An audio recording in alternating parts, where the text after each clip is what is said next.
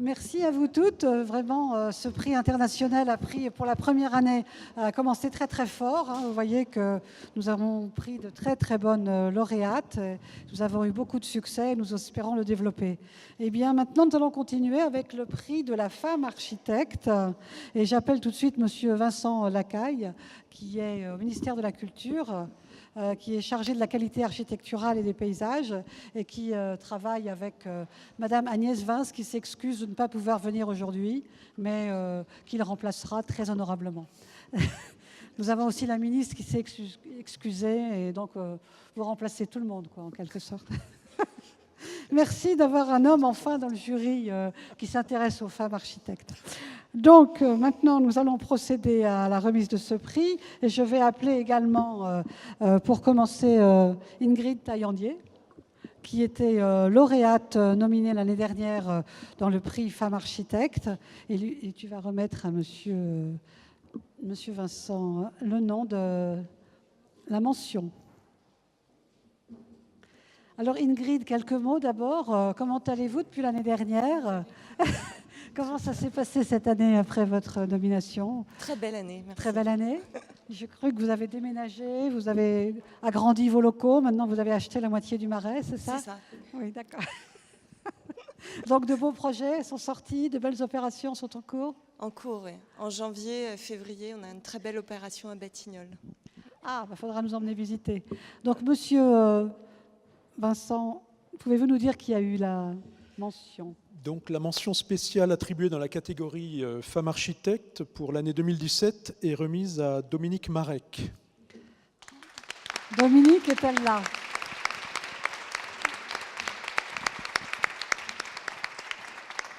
Bonjour Dominique, c'est un grand honneur pour nous de vous avoir parmi nous. Donc Dominique Marek, je vais vous lire sa biographie pendant qu'elle s'installe parmi nous. Donc c'est Dominique Marek,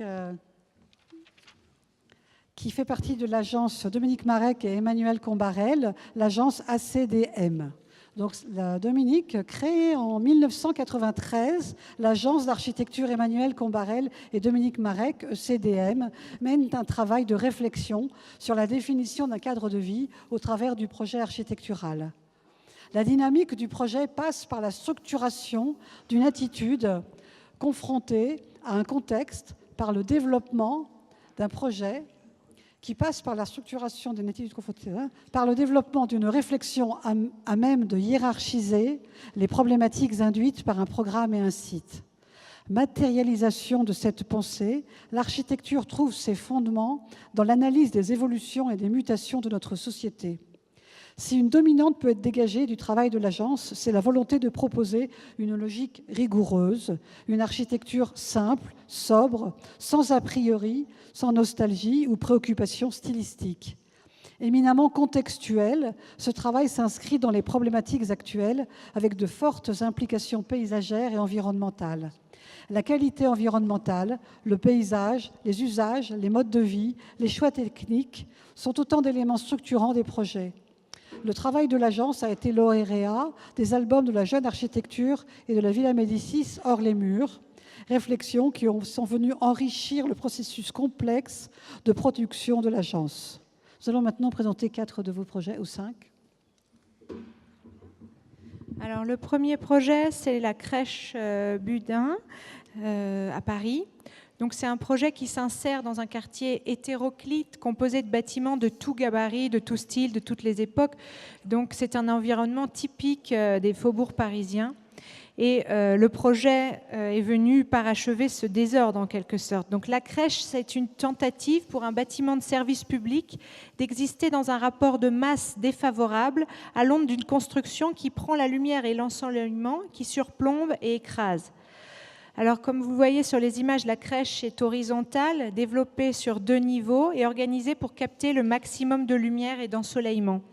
Et elle contourne aussi l'effet de masque du grand gabarit voisin. Donc le projet entremêle les espaces extérieurs et les espaces intérieurs qui s'organisent autour d'une promenade, et les deux niveaux s'enroulent autour d'une boucle de petits sentiers et de terrasses qui s'imbriquent avec des espaces plantés et des aires minérales. Donc on en voit le résultat, c'est aussi une façade monolithique et protectrice. Le bâtiment est en béton préfabriqué, pérenne et résistant aux affres de la vie urbaine. Et l'enceinte est perforée d'ouvertures translucides et colorées. Ces percements sont à différentes hauteurs pour un lieu de vie pensé tout autant pour les tout-petits au ras du sol que pour les adultes, parents ou encadrants.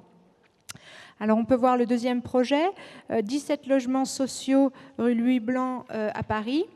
Donc c'est sur une toute petite parcelle, tout en longueur, inscrite dans un îlot triangulaire dense. Et donc le programme initial de la RIVP prévoyait la construction d'un bâtiment résidentiel de 13 logements sociaux à haute qualité environnementale. Donc les choix constructifs ont intégré les données contextuelles et programmatiques dans une démarche environnementale et de coût global, c'est-à-dire la prise en compte des contraintes d'exploitation et d'entretien, l'optimisation du délai de chantier, la redéfinition de l'économie du projet, l'adaptabilité et le recyclage du bâtiment aux différents cycles de vie. Donc, ensuite, on peut voir le troisième projet, les logements sociaux en accession, qui sont c'est un troisième projet qui est à Lyon, donc qui comprend des logements sociaux en accession, un foyer pour des jeunes travailleurs, des résidences pour des personnes handicapées et des bureaux.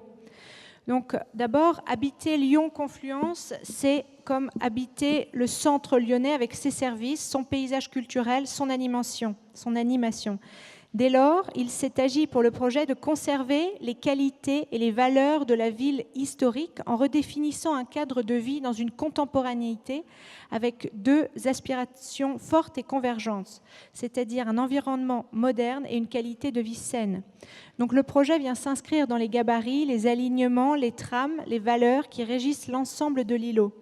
Ainsi, la parcelle est constituée de deux constructions parallèles venant optimiser les caractéristiques et les contraintes du site en termes de vue, d'ensoleillement, d'animation et de nuisances sonores. Et le projet, comme on l'a dit, enveloppe une multiplicité de programmes. Malgré tout, le bâti est compact avec un développé de façade optimisé au regard de la surface de plancher développée. Le bâtiment est peu déperditif, rationnel et économique. Alors on peut voir ensuite le quatrième projet qui sont 121 logements en accession et une chapelle à 55 avenue Hoche à Nanterre. Donc habiter la ZAC Seine-Arche, c'est être à la fois dans une ville et dans un territoire fortement structuré par ses espaces verts, c'est bénéficier de l'urbanité et de ses services et évoluer dans un environnement vert et arboré. Donc le programme est décomposé en construction autonome. Chaque bâtiment vient délimiter un plan, marquer une limite, une géométrie singulière garante de spécificité, quand chacune des voies bordant l'îlot à sa propre échelle et qui définit une urbanité spécifique. Il n'y a donc pas de bâtiment en angle, ceci non seulement pour une meilleure qualité de logement, mais aussi pour prolonger les plans et les perspectives entre l'espace public et l'espace privé. Le plan masse organise les différentes constructions en coulisses. Ainsi, des failles décalées, éléments syncopés viennent rythmer le front bâti en vide structuré, articulant les pleins et les vides entre des paysages de nature différente. Et puis, on peut voir le dernier projet, donc c'est le bâtiment administratif et le dépôt de bus de la RATP à Thiais. Donc ça, c'est situé dans un contexte industriel de la grande couronne parisienne. Ce centre de bus contrôle toutes les lignes du bus du sud et de l'est de Paris. Et donc la demande de la RATP concernait la réalisation d'un nouveau bâtiment administratif à l'usage des chauffeurs et de l'équipe administrative du centre. Donc l'architecte a réduit le site à sa fonction première, c'est-à-dire un gigantesque parking à bus qui monopolise la quasi-totalité du site. Celui-ci se développe sur une vaste et monolithique dalle de béton, ce qui forme un territoire uniforme composé d'un seul matériau. Le bâtiment débute avec la déformation du sol, la distorsion de la dalle de béton existante et continue avec un matériau d'apparence similaire. C'est le ductal. toujours béton, mais fibré, sans armature, dont les ultra hautes performances permettent de réaliser une feuille de béton d'une extrême finesse, qui répond à des exigences spécifiques et sophistiquées, comme l'informalité de la structure, l'évolution constante des plans, la dématérialisation, la précision, la densité et l'homogénéité d'aspect. Le ductal garantit une continuité depuis la voirie. Il se développe sur les trottoirs, se retourne sur les façades, les plafonds et les terrasses. La précision du matériau combinée avec ses qualités structurelles fait que le bâtiment n'a ni début ni fin. Les jeux de texture ont été facilités par la souplesse du ductal et son aptitude à être moulé avec une grande précision. Ainsi, la vêture présente des retournements précis, continus, parfaitement calpinés, raccordés. Cet épiderme de 3 cm d'épaisseur affiche une seule et même texture antidérapante de picots en relief à la façon d'un jeu de Lego décliné suivant un pas de 12 mm. Donc pour cela, je vais vous laisser enfin la parole. En tout cas, bravo pour votre œuvre. Je passe la parole.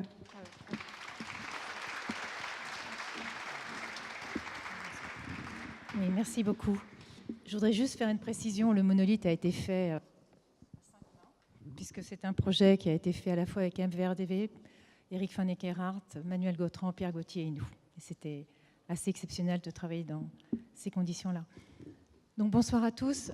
Je voudrais juste dire quelques mots. Quand Catherine Guillon m'a appelé pour me faire part de ce prix, elle m'a dit que certaines personnes du jury s'étaient battues comme des lionnes pour mettre en lumière mon travail. Donc je voulais leur dire que ça m'avait beaucoup touchée et je les en remercie infiniment. Ceux qui me connaissent bien savent que je vis avec des dizaines de livres et de citations en tête.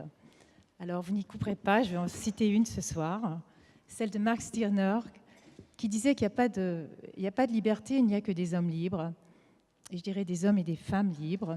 Et s'agissant de ce prix, qui met en quelque sorte en perspective l'inné et l'acquis, ça me semble assez intéressant de dire que personnellement, j'y suis, tout en étant d'une manière un peu décalée dans ce prix, je suis très fière d'y être représentée, parce qu'il me semble que dans cette mise en perspective de l'inné et l'acquis, la façon dont...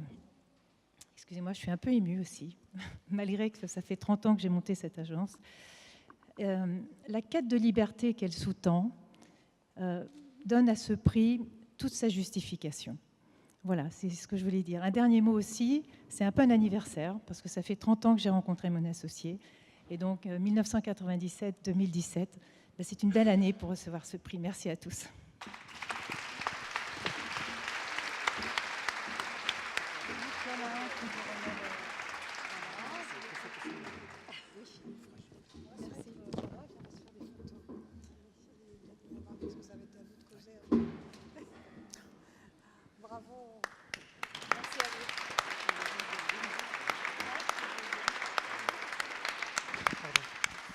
Pour ceux qui connaissent l'agence ECDM et ceux qui connaissent Dominique, on sait la force qu'elle insuffle à cette agence, son grand professionnalisme, ses qualités de persuasion sur les chantiers et face aux maîtres d'ouvrage et aux entreprises qui sont pour moi un vrai modèle. Merci.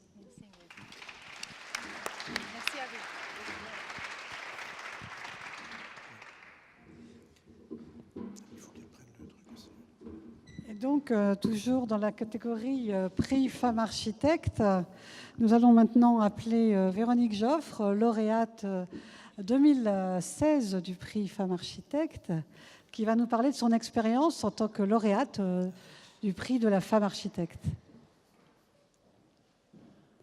Alors Véronique, comment s'est passée cette année ? Merci.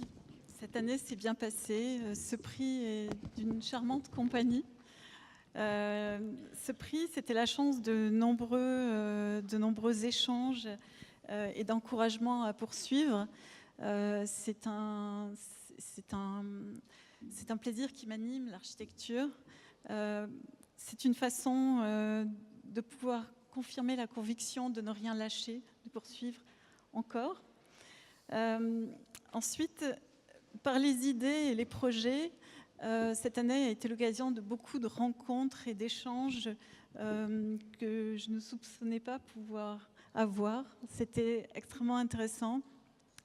Le réseau des maisons de l'architecture m'a proposé de présider le prix architecturecontemporaine.org, qui est un prix qui a un prolongement auprès du public, qui établit à la suite de la première sélection un deuxième prix.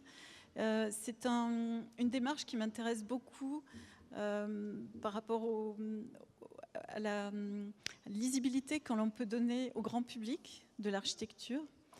Je veux dire que ce prix, ça a été également un retour extrêmement intéressant de la part des maîtres d'ouvrage qui, à la fois, sont revenus sur nos collaborations, mais aussi se sont appropriés ce prix. Et à ce titre-là, je trouve que c'est aussi une valorisation de l'architecture. Ensuite, ça a été l'occasion aussi d'approfondir à travers plusieurs conférences, celle à la DRAC au printemps, le rapport de l'architecture à la scénographie. Donc, c'est des champs qui touchent aussi ma part d'enseignement. Également, la suivante, globale locale, qui fonde beaucoup les racines de ma pratique, qui a à voir avec le lieu, la mémoire, le milieu. Sinon, l'année s'est poursuivie avec le quotidien de mes projets en cours, donc une chartreuse dans la ville de Toulouse, en réhabilitation extension, qui se termine, également un équipement pour la ville de Toulouse. Je voudrais juste simplement insister sur le fait que je pense que l'intérêt de ce prix est de contribuer et de rendre vivantes nos pratiques d'architectes, dans le sens où le prix a les qualités de le rendre visible, de les interroger et donc de les prolonger et de donner une démultiplication à notre travail par sa lisibilité. Voilà. Merci Véronique. Donc, vous restez parmi nous. Monsieur Vincent Lacaille, vous allez nous dire, mais qui donc a le prix cette année? Point d'interrogation.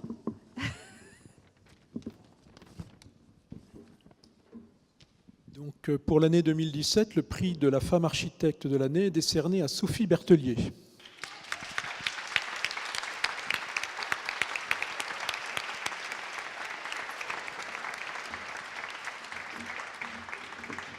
Pendant que Sophie Berthelier nous rejoint, je vais lire sa biographie. Donc, Sophie Berthelier est architecte.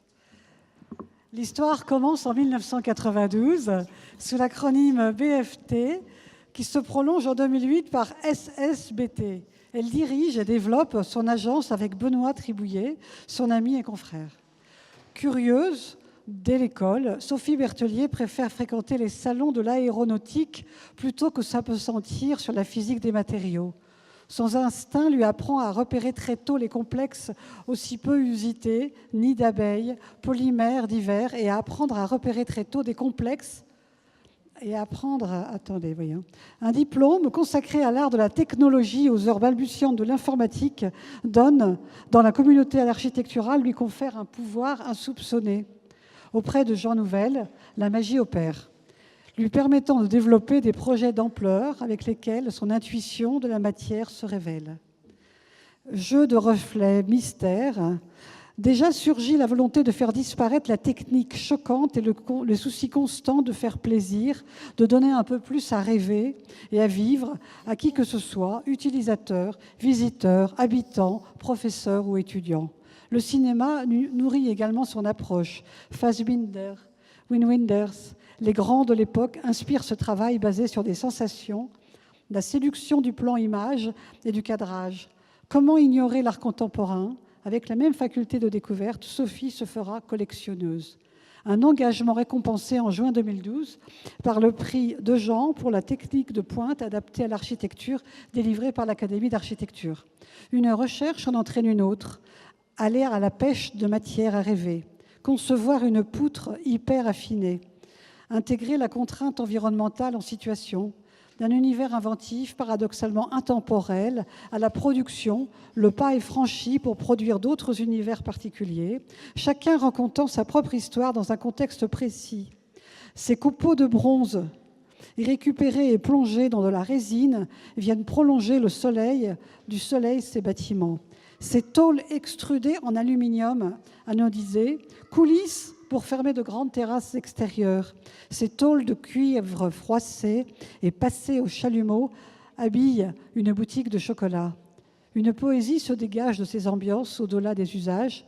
Aujourd'hui, l'agence a remporté un macro-lot à Bordeaux, Euratlantique, pour la société clercienne et elle coordonne l'ensemble du projet, chef de file de 21 000 m² de bureaux, de logements et d'un équipement public. C'est l'occasion de développer de nouvelles façons de vivre, de travailler, d'habiter et de vivre. Extrait d'un texte de Florence Accorsi. Bravo. Nous allons maintenant parler de quelques-uns de vos projets. Alors, le premier projet, c'est un projet à Bordeaux de logement, de bureaux et de crèches. Donc, le projet de construction qu'elle développe regroupe différentes fonctionnalités en liaison avec le futur aménagement développé face à la Garonne. Il est situé en lisière de Bordeaux, sur la rive gauche, et il fait partie du futur quartier de Bordeaux Euratlantique et il a été déclaré opération d'intérêt national. Il est composé de 4 entités, un immeuble de bureaux, une crèche, des logements et des espaces communs et un parking. Donc pour assurer la cohérence globale des 4 programmes, elle a mis en place un canevas commun. Ce canevas est créé par un tramage horizontal et verticale afin que chaque composante de façade se trouve dans un même alignement. Les verticales définissent une trame alignée avec les trames du parking et des listes horizontales se retrouvent sur tous les programmes. Le verre, les matériaux réfléchissants, des panneaux blancs en polycarbonate alvéolaire vont capter la lumière et les reflets sur l'ensemble des bureaux et des logements en accession sociale. Ensuite, on peut voir le deuxième projet. Donc, c'est le quartier de Cœur-Codéran qui est donc près de Bordeaux. Donc, c'est un quartier constitué d'une juxtaposition peu lisible d'habitats dont les morphologies sont extrêmement diversifiées, depuis l'échoppe jusqu'au tour de 15 niveaux. Donc, il lui a semblé important qu'arrivant du sud vers le centre, les débouchés des rues donc Magnifica et Charles Chaumel signifient déjà l'arrivée au cœur, bien qu'en réalité il soit situé plus au nord. Donc c'est pour créer une impression d'appartenance qui sera signifiée par une ceinture végétale et la conservation des murs en pierre, ce qui montre que les bâtiments seront situés en retrait des limites. Les bâtiments disposeront de panneaux solaires en toiture permettant d'assurer l'eau chaude. Les eaux de toiture seront stockées dans des bassins et des jardins frais pour créer une rétention d'eau grâce aux pièces d'eau créées. Les eaux de pluie seront également récupérées et stockées pour l'arrosage des jardins. Et le thermique sera traité par des doubles façades sud-ouest et ouest par une isolation extérieure renforcée. Et elle a proposé des parois à double pot pour la gestion de la protection solaire afin de rendre visible toute la contemporanéité de cet ensemble. On a ensuite la médiathèque François Mitterrand à Tours. Donc, la création d'une médiathèque place du Nord au pied du Beffroi est un élément urbain structurant à prendre en compte dans la conception de ce lieu. Donc, la volonté de restructurer l'ensemble de cette place est l'occasion de repenser l'ensemble comme un espace culturel et ludique attractif permettant de créer un véritable lieu de vie pour le quartier de l'Europe. Vu les fonctionnalités requises pour cet équipement, le bâtiment s'organise sur 2 niveaux. Donc c'est une volumétrie assez basse qui doit laisser apparaître sa vocation culturelle. Afin de prolonger cette idée de signal, l'évocation des pages d'un livre renvoie à l'idée de courbure et de strates successives, suggérant la légèreté du papier. De plus, l'espace urbain environnement est très uniforme et les barres de logement en 3 étages sont alignées de manière très rigoureuse. Donc l'objectif de cet espace culturel consiste aussi à rompre avec cette monotonie, d'où l'idée de reprendre des volumétries courbes, en utilisant aussi des matériaux qui vont permettre de rompre avec l'ambiance de muraille générée par les matériaux employés sur les immeubles existants. Donc un lieu culturel, c'est un lieu qui doit attirer ses usagers à rentrer à l'intérieur sans avoir peur du savoir, et on ne doit pas faire une architecture trop ostentatoire, ce qui a été très bien réussi. Et on peut passer ensuite au 4e projet, donc le groupe scolaire Notre-Dame à Chartres. Donc ce groupe scolaire est juste en face de la cathédrale de Chartres. Et donc les espaces d'enseignement à l'étage sont reliés par une passerelle vitrée permettant de conserver les vues. La façade ouest est vitrée aussi afin de laisser dégager la vision sur la cathédrale, tout en contrôlant l'ensoleillement par un auvent revêtu sur ces façades d'un filtre en maille d'inox tendu. Ce dispositif permet de conserver intacte l'image du paysage depuis l'intérieur et au contraire à l'intérieur de retrouver une certaine forme de confidentialité. C'est donc un lieu contemplatif dans un registre contemporain. Et puis ensuite, le dernier projet qu'on va voir, c'est la ZAC Seguin Rive de Seine à Boulogne-Billancourt. Donc les bâtiments sont situés le long du parc et séparés par la petite traverse qui relie le parc au fleuve. Le fleuve est proche et les deux lignes tracées, l'une par le parc, l'autre par le fleuve, définissent l'esprit du lieu. C'est un lieu qui capte la lumière qui irise au soleil. Les balcons filants se prolongent sur toutes les façades et rythment le lieu par des lignes horizontales. Des ponctuations colorées abritent des espaces clos pour la lecture, la gymnastique ou le jardinage et reprennent les impressions de rideaux de dentelle rouge et jaune. Les balcons Princesse sont créés en hommage à l'hôtel éphémère et Warm Garden de Martine Abalea. Le hall, qui est en double hauteur, permet d'ouvrir ce lieu sur le parc et de traverser l'espace. Les marquises rouges définissent les entrées volontairement très marquées. Les deux bâtiments sont situés de part et d'autre de la traverse piétonne et reprennent les mêmes thèmes et les mêmes matières pour conserver l'unicité qui cadre la vue sur la Seine depuis le parc. Et donc, voilà, je vais vous laisser la parole parce que c'est mieux si c'est vous qui parlez. Merci. En tout cas, bravo et merci beaucoup.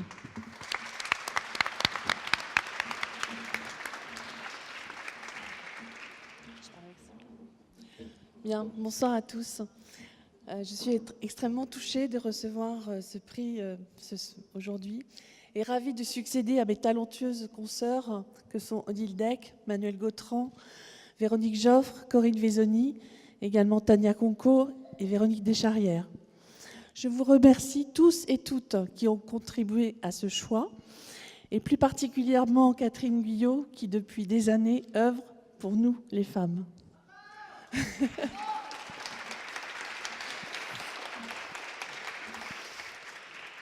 Je remercie mon équipe, mon associé avec qui je travaille depuis des années et mes collaborateurs engagés dans mes projets. Je n'ai jamais réfléchi à la différence entre le masculin et le féminin. Ma vie professionnelle est portée par la création, l'innovation et la passion. Mon engagement, j'ai avancé dans ma réflexion sur la conception architecturale, portée par des jalons qui me sont nécessaires, qui sont l'art contemporain, la musique et le cinéma. Ils font partie de ma logique conceptuelle. C'est également avec la rencontre avec des personnalités du monde de l'architecture et de l'art qui ont nourri mon engagement. Je pense à Jean-Philippe Sarrazin, mon prof à l'école d'architecture. Je pense à Bertrand de la Jugie, artiste plasticien que j'ai connu aux Beaux-Arts. Je pense à Jean Nouvel, avec qui j'ai travaillé, architecte bien sûr. Je pense à Bertrand Dubus de l'Académie d'architecture, Jean-Louis Subilot, urbaniste, et tous ceux qui ont cru dans mon travail. Vous noterez que je n'ai cité que des hommes. J'espère qu'un jour on ne pourra citer que des femmes. Ma conception de l'architecture, où la lumière et la matière sont au premier plan, s'est appuyée en fait sur l'exigence, la ténacité et la générosité. La générosité pour créer des lieux afin d'apporter du plaisir, de la poésie dans la vie quotidienne. La ténacité pour conserver son projet intact malgré tous les obstacles rencontrés. Et enfin, l'exigence, afin de mener son idée jusqu'à la réalisation dans ses moindres détails. j'ai rencontré des gens qui ont adhéré à ma vision de l'architecture et à mon engagement et qui ont su investir dans des projets où la vision de l'habitat n'est pas réduite seulement au confort, mais est un lieu harmonieux par son volume, sa luminosité, sa matière, pour ses occupants.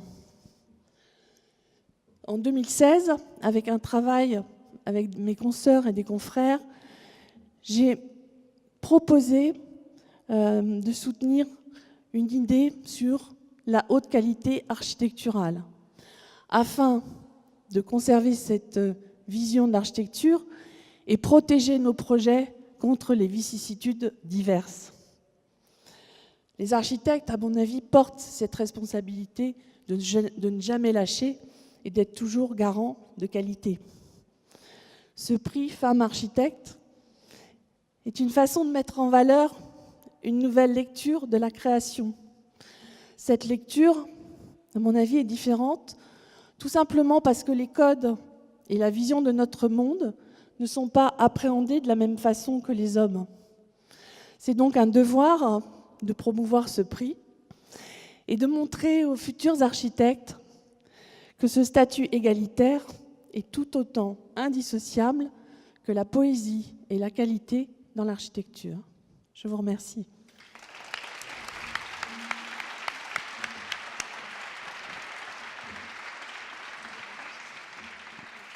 Bravo à vous. Félicitations. On est ravis de vous faire, que vous ayez ce prix et que vous ayez montré de si beaux projets au public. On va faire une dernière photo, on va se rapprocher un peu. Alors, on va encore avoir deux personnes qui vont intervenir. Donc, il y a Madame Gossard, Elisabeth, qui représente le Conseil national de l'Ordre des architectes, et ensuite Monsieur Vincent Lacaille, qui conclura cette cérémonie. Bravo Sophie, et à très bientôt partout, à la télé, sur les radios, dans les cinémas, dans les expositions qui vont circuler avec votre photo, vos projets et celles de toutes les lauréates.